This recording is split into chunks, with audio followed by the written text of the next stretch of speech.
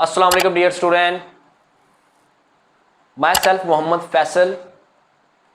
Last time हम organic chemistry का localised और डीलोकलाइज्ड को हम डिस्कस कर रहे थे, जिसमें हम लोगों ने जब लोकलाइज्ड मॉलिक्यूल को हम पढ़ रहे थे तो हमने कहा था कि उनकी सिर्फ और सिर्फ एक ही लिवर स्ट्रक्चर जो है वो हम लोग बना सकते हैं। इसकी वजह से उस एक स्ट्रक्चर की वजह से हम उसकी हीट ऑफ एटमाइजेशन, उसकी बॉन्ड लेंथ, बॉन्ड एनर्जी जो हम उससे एक्सपेक्ट कर रहे होते हैं वही उसकी आ रही थी। बट जब हम लोगों ने डीलोकलाइज्ड मॉलिक्यूल में देखा, डीलोकलाइज्ड में जहाँ पर कॉन्जुगेशन हो रही थी, इलेक्ट्रॉन्स पाई इलेक्ट्रॉन्स की मूवमेंट हो रही थी, वहाँ पर उन मॉलिक्यूल्स को हम लोग उनकी बॉन्ड लेंथ, उनकी बॉन्ड एनर्जी, उनको एक ही लिवर स्ट्रक्चर से उनको हम लोग जो है वो एक्सप्लेन नहीं कर पाते, क्योंकि उनकी more than one liver structure क्या हो रही थी, एग्जिस्ट कर रही थी। हमने कहा था इन कॉन्जुगेटिव सिस्टम को एक्सप्लेन करने के लिए हमें टू मेथड रिक्वायर्ड होते हैं। One is the molecular orbital method जो हमने लास्ट लेक्चर के अंदर पढ़ा, and second is the resonance method. अब हमारे पास एक मॉलिक्यूल है जैसे 1,4-ब्यूटाडाइईन है। इस 1,4-ब्यूटाडाइईन में हम लोगों ने क्या होता है, ये जो पाई इलेक्ट्रॉन्स होते हैं, क्योंकि इनमें जो पी ऑर्बिटल हैं वो क्योंकि एडजस्टेंट पोजीशन के ऊपर होते हैं, तो इनमें जो पाई इलेक्ट्रॉन्स होते हैं वो मूव करते हैं। तब ये वाला इलेक्ट्रॉन जो हमारे पास पेयर जब इधर मूव करता है तो यहाँ से इलेक्ट्रॉन का पेयर इधर मूव कर जाता है, तो इस कार्बन के ऊपर आ जाएगा पॉजिटिव चार्ज और इन दोनों के दरमियान कार्बन के दरमियान डबल बॉन्ड आ जाएगा, और यहाँ पर क्या आ जाएगा, इस कार्बन के ऊपर पूरे का पूरा इलेक्ट्रॉन शिफ्ट हो रहा है, पेयर शिफ्ट हो रहा है, इसके ऊपर नेगेटिव चार्ज आ गया। सेकंड पॉसिबिलिटी ये है कि यहाँ से इलेक्ट्रॉन इधर बॉन्ड बनाए, इसके ऊपर पॉजिटिव चार्ज आए और ये वाला इसके ऊपर क्या आ जाए, नेगेटिव चार्ज है। यानी कि ये एक ऐसा मॉलिक्यूल है 1,4-ब्यूटाडाइईन जिसकी हमारे पास 3 कंट्रीब्यूटिंग स्ट्रक्चर क्या हो रही हैं, फॉर्म हो रही है। अब इसी तरह अगर हम बेंजीन की बात करें तो बेंजीन में हमने देखा था कि हमारे पास इस तरह की हमारे पास 5 कंट्रीब्यूटिंग स्ट्रक्चर होती हैं, यानी 5 उसकी स्ट्रक्चर बनती हैं, लिवर स्ट्रक्चर बनती हैं, जो कि हमारे पास इन दोनों को हम कैकुल स्ट्रक्चर का नाम देते थे, इनको हम रिवार स्ट्रक्चर का नाम देते थे। तो ऐसे वाले हमारे पास कंपाउंड जिनकी मोर देन वन हमारे पास क्या बन रही हो, लिवर स्ट्रक्चर बन रही हो, जिनमें पोजीशन ऑफ एटम जो है वो सेम हो, only the position of electron क्या हो, डिफरेंट हो, तो इस वाले फिनोमेना को हम बोलते हैं रेजोनेंस। तो यही definition, the phenomena in which the 2 और more lever structure can be written for a compound. किसी एक कंपाउंड की 2 या 2 से ज्यादा लिवर स्ट्रक्चर जो हैं वो हम लोग बन रही हो। Involve the identical position of atom, atom की जो पोजीशन है वो आइडेंटिकल, एटम की पोजीशन वही है जहां पर वो मौजूद हैं। Only the delocalisation of electron take place. तो ऐसे मेथड को, इस वाले फिनोमेना को हम बोलते हैं जी रेजोनेंस। रेजोनेंस में हमारे पास ये जो साइन हम बना रहे हैं, डबल एरो सा बना रहे हैं, this one is the representation. इसको हम रिप्रेजेंट करने का क्या होता है, मेथड होता है। ये जो हमारे पास डबल एरो का होता है, ये इस रिवर्सिबल के साइन से क्या होता है, बिल्कुल ये इसका मतलब ये नहीं होता कि ये रिवर्सिबल है। ये साइन और इन साइन में क्या होता है, डिफरेंस होता है। इस साइन का मतलब ये भी नहीं होता कि ये वाली कंट्रीब्यूटिव स्ट्रक्चर और ये वाली कंट्रीब्यूटिव स्ट्रक्चर एक दूसरे में इंटरचेंज हो रही हैं। No, this is only tell about कि हमारे पास इस कंपाउंड की एक से ज्यादा स्ट्रक्चर क्या हो रही हैं, बन रही हैं।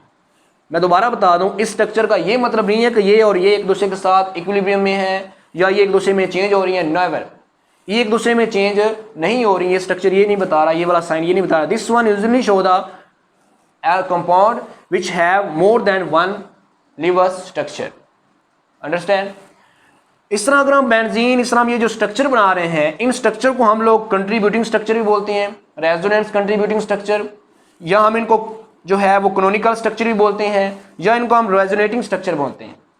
जो हमारे पास इन तमाम के तमाम इस मॉलिक्यूल, ये जो हमारे पास लिवर स्ट्रक्चर मॉलिक्यूल हमारे पास बन रहे हैं, ये वाली मॉलिक्यूल बन रहे हैं, ये वाले हमारे पास रेजोनेटिंग या कंट्रीब्यूटिंग स्ट्रक्चर बन रही हैं, इन वाले स्ट्रक्चर की मदद से, इन वाले स्ट्रक्चर को जब आपस में मिक्स किया जाता है तो एक हमारे पास हाइब्रिड स्ट्रक्चर बनती है इन सारों की, जिसमें तमाम की प्रॉपर्टीज मौजूद होती हैं। उस वाले को हम लोग बोलते हैं जी एक्चुअल स्ट्रक्चर। तो एक्चुअल स्ट्रक्चर जो होता है is the hybrid structure of all the contributing structure. अब जो एक्चुअल स्ट्रक्चर होती है, इसका मतलब ये नहीं होता कि वो तमाम के तमाम जो एक्चुअल स्ट्रक्चर्स हैं या जो एक्चुअल स्ट्रक्चर वो एग्जिस्ट जो कर रही है वो किसी भी के साथ भी क्या कर रही हो, मैच कर रही हो। नो वे, नेवर। यहाँ पर हमारे पास जो हमारे पास मॉलिक्यूल जो कंट्रीब्यूटिव स्ट्रक्चर बना रही हैं, ये हरगज मतलब नहीं है कि ये वाला जो है वो एक्चुअल स्ट्रक्चर के साथ क्या कर रही है, बिल्कुल जो आइडेंटिकल क्या कर रही हैं, वो हमारे पास उसके साथ मैच कर रही हैं या उसके साथ वो आइडेंटिकल हैं। यहाँ पर मैंने इसके नीचे को परसेंट ही लिखी है। इसका मतलब ये है कि ये 40% का मतलब ये है कि ये जो एक्चुअल स्ट्रक्चर है उनके अंदर जो इनकी कंट्रीब्यूशन है वो 40% है, इसकी भी 40% है, इसकी 7% है, इसकी 7% है, इसकी भी क्या है 7% है। हम जब यहाँ पर रूल्स डिस्कस कर रहे होंगे तो उसमें एक रूल ये भी आएगा कि हमारे पास जो इन मालिक्यूल जो हमारे पास इनकी परसेंटेज है, इनकी जो कंट्रीब्यूशन है एक्चुअल स्ट्रक्चर के अंदर, वो लाजमी नहीं है कि हर एक की क्या हो सेम हो। वो वाले मालिक्यूल या वो वाली कंट्रीब्यूटिव स्ट्रक्चर जो ज़्यादा स्टेबल होती है, जिसकी एनर्जी कम होती है, वो हमारे पास उसकी कंट्रीब्यूशन जो हमारे पास एक्चुअल स्ट्रक्चर के अंदर क्या होती है मोर होती है। क्यों? क्योंकि हमारी जो एक्चुअल स्ट्रक्चर होती है वो मोस्ट स्टेबल होती है और सबसे कम एनर्जी होती है उसकी। अंडरस्टैंड? कुछ रूल्स हैं जी हमारे पास, रूल्स ऑफ रेजोनेंस हैं, वेरी वेरी वेरी इंपॉर्टेंट। ये जो सारी बातें हम कर रहे थे ये असल में रूल्स ही हैं इसके, जो हमने एक एक करके इसको क्या करना है अंडरस्टैंड करना है। तो फर्स्ट रूल ये कहता है कि रेजोनेंस स्ट्रक्चर जो होती है are not actual structure for the molecule, यानी कि जो कंट्रीब्यूटिंग स्ट्रक्चर या जो हमारे पास रेजोनेटिंग स्ट्रक्चर या जो कैनोनिकल स्ट्रक्चर है, these are not the actual structure of molecule. ये एक्चुअल स्ट्रक्चर मॉलिक्यूल की नहीं है। जैसे फॉर एग्जांपल मैंने यहाँ पर एक कार्बोनेट हमारे पास फॉर एग्जांपल बना लिया, जब या हमारे पास ये वाले स्ट्रक्चर हमारे पास हैं, तो ये वाली स्ट्रक्चर जो है ये एक्चुअल स्ट्रक्चर का मैच नहीं कर रही, बल्कि ये स्ट्रक्चर ऐसी हैं जो कि नॉन एग्जिस्टेंस है, यानी कि कोई एग्जिस्ट ही नहीं कर रहा, ये स्ट्रक्चर एग्जिस्ट ही नहीं करती। दूसरा, इनको हम सिर्फ और सिर्फ ओनली जो है वो ड्रा ऑन पेज, हम इसको पेज पे ही ड्रा कर सकते हैं, ये हमारे पास एग्जिस्ट नहीं करती। ठीक है जी, ये हमने सिर्फ और सिर्फ ये हमारे पास हमने सपोज की हुई है, बट ये स्ट्रक्चर हमें एक्चुअल मॉलिक्यूल की स्ट्रक्चर को डिटरमिन करने में काफ़ी हेल्पफुल होती हैं। इस वजह से इन स्ट्रक्चर को क्या करते हैं डिटरमिन करते हैं।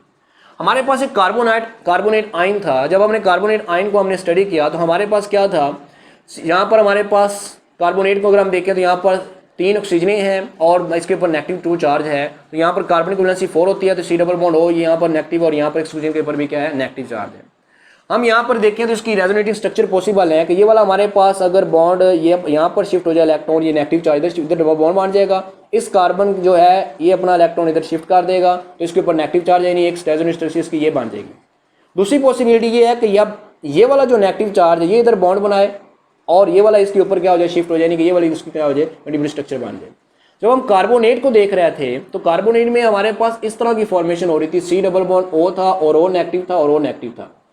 होना ये चाहिए था कि अगर हम सपोज कर लें कि ये जो हमारे पास नेगेटिव चार्ज है ये लोकलाइज्ड है और ये वाला भी नेगेटिव चार्ज क्या है लोकलाइज्ड है और ये वाला जो पाई बॉन्ड है वो भी क्या लोकलाइज्ड है, वो मूव नहीं कर रहा।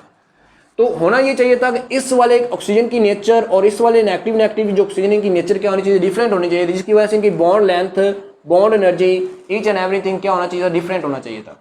बॉन्ड लेंथ वगैरह इनकी क्या होनी चाहिए थी, डिफरेंट होनी चाहिए थी। बट जब एक्चुअल में देखा गया तो हमारे पास इन तमाम कार्बन ऑक्सीजन के दरमियान का जो बॉन्ड था, कार्बन ऑक्सीजन के दरमियान की जो बॉन्ड लेंथ थी, वो सारी की सारी क्या थी, सेम थी। तो उसका जब हमें आंसर किसने दिया, हमें रेजोनेंट स्ट्रक्चर ने दिया कि असल में ये क्या होता है, ये पाई इलेक्ट्रॉन जो होते हैं वो क्या करते रहते हैं, वो या इलेक्ट्रॉन जो होते हैं नेगेटिव चार्ज वो मूव करते रहते हैं। पाई इलेक्ट्रॉन की डीलोकलाइजेशन होने की वजह से इसकी जो एक्चुअल स्ट्रक्चर होते हैं वो यूँ होते हैं कि वो जो पाई बॉन्ड होता है, जो बॉन्ड है वो इन वाले तमाम के तमाम मॉलिक्यूल में क्या होता है, कभी बन रहा होता है कभी टूट रहा होता है। इस वजह से जो हमारे पास एक्चुअल स्ट्रक्चर में जो CO की वो बॉन्ड लेंथ थी वो सारों में क्या थी, सेम थी। होप सो ये आपको समझ आ गया। नेक्स्ट हमारे पास एक all the contributive structure should be the lever structure, कि हमारे पास जितनी भी कंट्रीब्यूटिव स्ट्रक्चर है वो लीवर स्ट्रक्चर होनी चाहिए। लीवर स्ट्रक्चर में हमारे पास ये होता है कि जो बॉन्ड उनके हैं किसी भी एटम के जो मैक्सिमम वो बॉन्ड बना सकता है वो सेम होनी चाहिए। ये नहीं है कि हमारे पास कार्बन है वो अगर 4 बॉन्ड बना सकते हो, हमारे पास एक ऐसी लीवर स्ट्रक्चर बना दें जो कि 5 बॉन्ड बना रही हो, ऐसा नहीं हो सकता। तो अगर हम कार्बन में देखें तो कार्बन मैक्सिमम 4 बॉन्ड बना सकती है, ऑक्सीजन मैक्सिमम 3 बॉन्ड बना सकती है, नाइट्रोजन मैक्सिमम 4 बॉन्ड बना सकती है और हाइड्रोजन मैक्सिमम 1, और जो हमारे पास हैलोजेंस होती हैं वो मैक्सिमम 2 हमारे पास बॉन्ड्स बना सकते हैं किसी भी एटम्स के साथ। फॉर एग्जाम्पल हम इनके एग्जाम्पल अगर देखें तो मेरे पास यहाँ पर एस्टिक एसिड है, CH3 डबल बॉन्ड OH है हमारे पास, इसके ऊपर एक हमारे पास लोन पेयर था।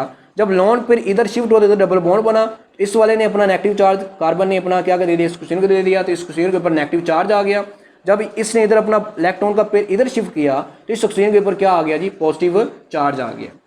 अब इसमें देखें कार्बन की वैलेंसी जो है वो 2 and 1 and 1 4 है, ऑक्सीजन जो है वो 2 and 1 3 बॉन्ड बना रहा है। ठीक है, तो ये मतलब ये स्ट्रक्चर जो है एग्जिस्ट कर सकती है। बट अगर हम ये इलेक्ट्रॉन का पेयर इधर शिफ्ट कर दें और इस ऑक्सीजन और हाइड्रोजन के दरमियान डबल बॉन्ड बन जाए, जिसकी वजह से इस ऑक्सीजन के ऊपर पॉजिटिव चार्ज है और हाइड्रोजन के ऊपर नेगेटिव चार्ज आ जाए, तो हाइड्रोजन के ऊपर कितना बॉन्ड बना रहा है, हाइड्रोजन इस वाले स्ट्रक्चर के अंदर, इस वाली कंट्रीब्यूटिंग स्ट्रक्चर के अंदर 2 बॉन्ड्स बना रहा है, जिसकी वजह से this structure is not exist.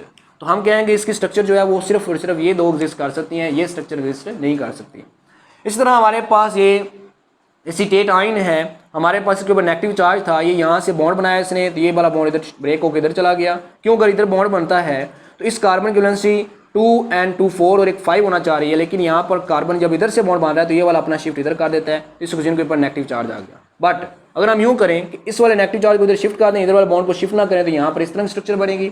अगर इस स्ट्रक्चर में हम देखें तो इस कार्बन जो है वो कितने बॉन्ड बना रहा है, 2, 2 है, 4 एंड 1, 5 बॉन्ड बना रहा है, और कार्बन जो है वो मैक्सिमम 4 बॉन्ड बना सकता है। इसका मतलब है ये स्ट्रक्चर भी एग्जिस्ट नहीं करेगी।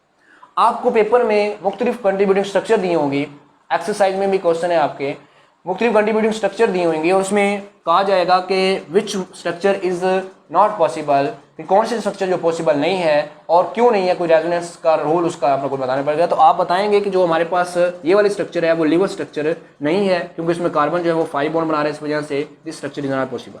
यहाँ पर देखें हमारे पास ये मिथाइल नाइट्राइल है या नाइट्राइड है, तो यहाँ पर हमारे पास नेगेटिव चार्ज इधर जब शिफ्ट होगा तो इसके ऊपर यहाँ पर डबल बॉन्ड आएगा और ये वाला यहाँ से क्या हो जाएगा, अपना बॉन्ड इधर शिफ्ट कर देगा, तो ये वाली स्ट्रक्चर इसकी एग्जिस्ट करेगी। लेकिन अगर यहाँ पर इधर बॉन्ड बने और ये वाला बॉन्ड ब्रेक ना हो तो ये इस तरह की फॉर्म आएगी। और नाइट्रोजन कितने बॉन्ड बना रहा है, 2, 2, 4 एंड 1, 5, तो नाइट्रोजन मैक्सिमम कितने बॉन्ड बना सकता है, 4। इसका मतलब ये हुआ कि this structure is also not possible because nitrogen जो है ओनली मैक्सिमम फॉर्म जो बॉन्ड बना सकते हैं वो 4 है, लेकिन यहाँ पर 5 बना रहे हैं, that structure is not possible. Hopes होगी आपको समझ आ गया। नेक्स्ट हमारे पास रूल है कि जब भी हम रेजोनेटिंग स्ट्रक्चर रखते हैं, हम लोग बनाते हैं या जो हमारे पास कंट्रीब्यूटिंग स्ट्रक्चर को हम ड्रा करते हैं, उन स्ट्रक्चर में हम लोग सिर्फ और सिर्फ इलेक्ट्रॉन्स को मूव करवाते हैं, जो पोजीशन ऑफ एटम्स होता है या पोजीशन ऑफ न्यूक्लाई होते हैं वो सेम रहते हैं। फॉर एग्जांपल यहाँ पर हमारे पास एसीटेट आयन था जैसे, तो यहाँ पर हमने इस नेगेटिव चार्ज को जब इधर मूव करवाया है तो ये वाला बॉन्ड इधर शिफ्ट हो गया है, तो यहाँ पर हमारे पास इलेक्ट्रॉन जो है उनकी सिर्फ मूवमेंट हुई है, हमारे पास तमाम के तमाम एटम्स की पोजीशन क्या है, सेम है। वेल अगर हम इस कंपाउंड को देखें, हमारे पास जो इथाइल मिथाइल कीटोन सा बना हुआ है, क्योंकि ये C double bond O R और R ग्रुप है, इसका मतलब ये कीटोनिक ग्रुप है, तो इसमें इस कंपाउंड से क्या हो रहा है, ये वाली कंपाउंड बना रहा है। कैसे बना रहा है? हुआ ये कि इस वाले हमारे पास, इसको मैं यूँ बनाता हूँ कि CH3 था, ये C डबल बॉन्ड O था, यहाँ पर CH और यहाँ पर 2 हाइड्रोजन है, तो यहाँ पर एक हाइड्रोजन मैंने यहाँ पर ड्रा कर दी। हुआ ये कि ये वाली हमारे पास कार्बन ने एक अपना यानी कि जो बॉन्ड है ये जो बना हुआ था ये इसने इन दोनों के दरमियान बनाया, तो इस कार्बन हाइड्रोजन के ऊपर आ गया पॉजिटिव चार्ज। जब यहाँ पर डबल बॉन्ड फॉर्म हुआ तो इस कार्बन की वैलेंसी हो गई 2, 1, 3 एंड 2, 5, तो इसने अपना जो इलेक्ट्रॉन था वो इसको दे दिया, तो इसके ऊपर नेगेटिव चार्ज आ गया, इस हाइड्रोजन के ऊपर पॉजिटिव चार्ज था, तो इस ऑक्सीजन नेगेटिव ने इस हाइड्रोजन पॉजिटिव को क्या कर लिया, पिक कर लिया, तो इस कारण के हमारे पास क्या बन गई, इन दोनों के दरमियान डबल बॉन्ड और यहाँ पर इस तरह की फॉर्म बन गई। तो ये जो हमारे पास फॉर्मेशन होती है इसको हम बोलते हैं इनोल, इसको हम क्या बोलते हैं, इनोल। तो ये जो हाइड्रोजन की शिफ्टिंग हुई है विद इन द मॉलिक्यूल, इसको हम टाटोमराइजेशन बोलते हैं या टाटोमराइजेशन बोलते हैं। तो इस ओवरऑल मॉलिक्यूल जो हमारे पास इस तरह हुआ है तो इसको हम बोलते हैं कीटो इनोल टाटोमराइजेशन। कीटो इनोल टाटोमराइजेशन का ये एक हमारे पास क्या एग्जाम्पल, इसमें कीटोनिक ग्रुप किस में जा रहा है, इनोल में जा रहा है। अब इसमें साइन हमने कौन सा लगाया, रिवर्सिबल का। ये एक दूसरे के अंदर बहुत ही जो है वो हमारे पास क्या होते हैं, बहुत ही इंस्टेंट के अंदर बहुत थोड़े टाइम के लिए ये क्या होते रहते हैं, एक दूसरे बनता है, ये फॉर्मस इधर बन जाता है, फॉर्मस बनता है, ये इधर एक दूसरे के अंदर इंटरचेंज होते रहते हैं। इसलिए हमने यहाँ पर रेजोनेंस का स्ट्रक्चर जो हमारे पास साइन वो नहीं लगाया, बल्कि हमने रिवर्सिबल का साइन लगाया कि बहुत सारी in equilibrium. Is it clear? तो यहाँ पर इसका मतलब ये है कि यहाँ पर पोजीशन ऑफ, ये देखें ना, यहाँ पर पोजीशन ऑफ जो हमारे पास एटम थी वो चेंज हो गई, जिसकी वजह से हमने कहा these are not the resonating structure. तो हमारे पास सिर्फ और सिर्फ रेजोनेंट स्ट्रक्चर के अंदर हमारे इलेक्ट्रॉन्स की शिफ्टिंग होनी चाहिए, एटम की पोजीशन क्या रहनी चाहिए, सेम रहनी चाहिए। नेक्स्ट हमारे पास है कि जो तमाम के तमाम जो हमारे पास क्रोनिकल फॉर्म्स होती हैं या कंट्रीब्यूटिंग स्ट्रक्चर होती हैं वो एक्चुअल स्ट्रक्चर के अंदर इक्वली कंट्रीब्यूट नहीं कर रही होती।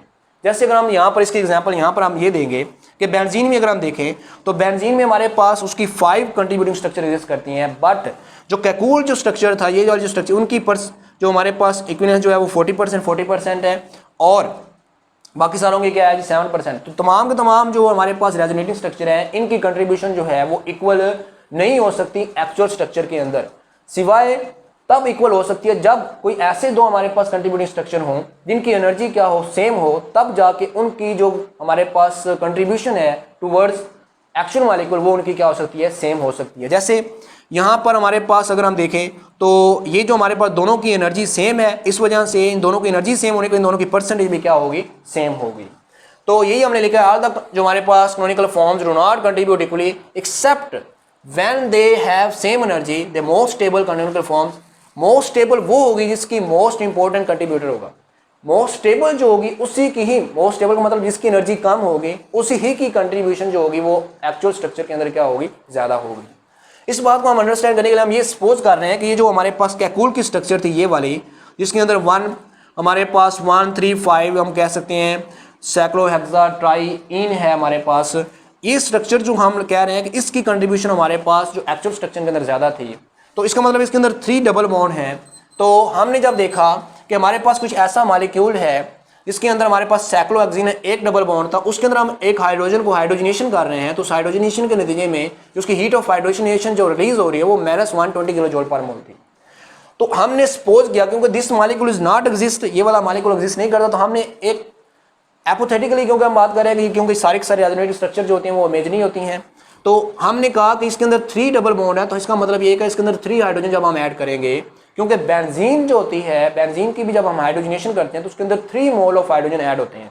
तो हमने कहा कि इसके अंदर जब ऐड हुई तो इसके मुताबिक एक डबल बॉन्ड को खत्म करने के लिए हमें -120 देना पड़ा, तो 3 को देने के लिए हमें कितना होना चाहिए था, 360 किलो जूल पर मोल एनर्जी हमारे पास रिलीज होनी चाहिए थी। बट हुआ ये कि जब हमने बेंजीन का जो हमारे पास एक्चुअल मॉलिक्यूल था उसकी जब हमने हाइड्रोजनेशन की और साइक्लोहेक्सीन बना, उस वक्त क्या हुआ, सिर्फ और सिर्फ 208 किलो जूल पर मोल एनर्जी रिलीज हुई, बजाय 360 के 208। उसकी जो मोस्ट स्टेबल जो हमारे पास कंट्रीब्यूटिंग स्ट्रक्चर आ रही थी, जिसकी लेस एनर्जी थी, उसमें उसकी जो हमारे पास हीट ऑफ रेजोनेशन आ रही थी वो ये आ रही थी, और एक्चुअल वाले की क्या आ रही थी, ये वाले। इसका मतलब है actual molecule is more stable. इन दोनों में जब डिफरेंस निकाला गया तो हमारे पास 152 किलो जूल पर मोल आया। तो ये जो डिफरेंस होता है between the most stable contributing structure and the actual structure, इस डिफरेंस को हम लोग बोलते हैं रेजोनेंस एनर्जी। यानी कि वो वाली एनर्जी जो हमारे पास कोई ऐसा कंट्रीब्यूटिंग स्ट्रक्चर है जिसकी एनर्जी कम से कम है या मोस्ट स्टेबल है उसकी, और जो एक्चुअल स्ट्रक्चर की जो हमारे पास जो सबसे स्टेबल होता है, उन दोनों के दरमियान जो एनर्जी का डिफरेंस होता है उसको हम बोलते हैं रेजोनेंस एनर्जी। जितनी रेजोनेंस एनर्जी की वैल्यू ज़्यादा होगी उतना उसका मतलब है कि जो हमारे एक्चुअल स्ट्रक्चर है उसकी जो एनर्जी है वो या उतना वो ज़्यादा स्टेबल मॉलिक्यूल होगा। अगर हमारे पास इस मॉलिक्यूल को हम देखें तो हमारे पास, अब हमने ये कहा कि इन मॉलिक्यूल्स की कंट्रीब्यूशन मोर है और इन मॉलिक्यूल्स की कंट्रीब्यूशन क्या होती है, लेस होती है। अब हमें कैसे पता चलेगा कि इन मॉलिक्यूल की कंट्रीब्यूशन मोर थी और इन मॉलिक्यूल की कंट्रीब्यूशन लेस थी? इस वाले मॉलिक्यूल में हमने बता दिया कि इनकी बॉन्ड लेंथ ज़्यादा होने की वजह से, बॉन्ड लेंथ ज़्यादा होने की वजह से इनका जो बॉन्ड था वो वीक हो गया, जिसकी वजह से ये लेस स्टेबल थे, जिसकी वजह से इनकी एनर्जी ज़्यादा थी, जिसकी वजह से ये हमारे पास क्या था, ये कम स्टेबल थे। इसी तरह हमारे पास कुछ रूल्स हैं जिसकी मदद से हम लोगों के पास मुख्तलिफ जो है वो हमारे पास रेजोनेटिव स्ट्रक्चर दी होंगी, और हम उनमें से बताएंगे कि विच हमारे पास कंट्रीब्यूटिंग स्ट्रक्चर या which resonative structure is more stable, जब किसकी कंट्रीब्यूशन जो है वो ज़्यादा है हमारी एक्चुअल स्ट्रक्चर के अंदर, वो हम रूल्स डिस्कस करते हैं। तो यहाँ पर अगर हम देखें, यहाँ पर 1,4-ब्यूटाडाइन था, तो इसकी हमारे पास ये 2 रेजोनेटिव स्ट्रक्चर बनी थी। इसमें एक्चुअल स्ट्रक्चर में जो इसकी कंट्रीब्यूशन है इस वाले की वो हमारे पास ज़्यादा है, और इनकी क्या है, हमारे पास माइनर कंट्रीब्यूशन है। तो इसकी ज़्यादा क्यों और इनकी माइनर क्यों है, ये कुछ रूल्स हैं वो हम डिस्कस करते हैं। अच्छा, एक और बात, यहाँ पर हमारे पास डबल बॉन्ड था, यहाँ पर डबल बॉन्ड था, यहाँ पर सिंगल बॉन्ड था। अब यहाँ पर देखें, यहाँ पर सिंगल है, यहाँ पर सिंगल, और यहाँ पर क्या है, डबल बॉन्ड है। इसका मतलब ये है कि जो डबल बॉन्ड है वो तमाम के तमाम में क्या हो रहा है, यहाँ पर इन कार्बन के दरमियान क्या हो रहा है, वो जो हमारे पास रीलोकलाइज कर रहा है। तो हम कह सकते हैं कि this one is the actual structure, कि जिसमें हमारे पास ये डबल बॉन्ड क्या हो रहा है, मूव कर रहा है। तो जो एक्चुअल स्ट्रक्चर होती है वो तमाम के तमाम जो हमारे पास रेजोनेटिंग स्ट्रक्चर होते हैं उनकी हमारे पास वेटेड एवरेज जब हम निकालते हैं तो वो जो हमारे पास स्ट्रक्चर्स आती है उसको हम बोलते हैं एक्चुअल स्ट्रक्चर, या हमारे पास वो हाइब्रिड स्ट्रक्चर बोलते हैं। तो वही हमने बताया कि जो weighted average of all the resonating structure होती हैं, इन सारे की सारी जो हमारे पास 2 और मोर देन 2 जो हमारे पास रेजोनेटिंग स्ट्रक्चर उनकी जब वेटेड एवरेज हम निकालते हैं तो जो सी स्ट्रक्चर हमारे पास आती है उसको हम बोलते हैं जी एक्चुअल स्ट्रक्चर। अच्छा, इसकी मदद से हम रेजोनेंस की डेफिनेशन भी कर सकते हैं कि ऐसा हमारे पास फिनोमेना के या the representation of the actual structure या the representation of the actual structure by the resonating structure, उसको हम लोग इस वाले फिनोमेना को भी हम लोग क्या बोलते हैं जी, रेजोनेंस बोलते हैं। तो होप सो कि ये आपको समझ आ गया। अब हम ये डिस्कस करते हैं कि कैसे हमें पता चलेगा कि विच मॉलिक्यूल्स की जो कंट्रीब्यूशन है वो मोर है एंड विच मॉलिक्यूल हैव या which contribution structure have less contribution towards actual molecule.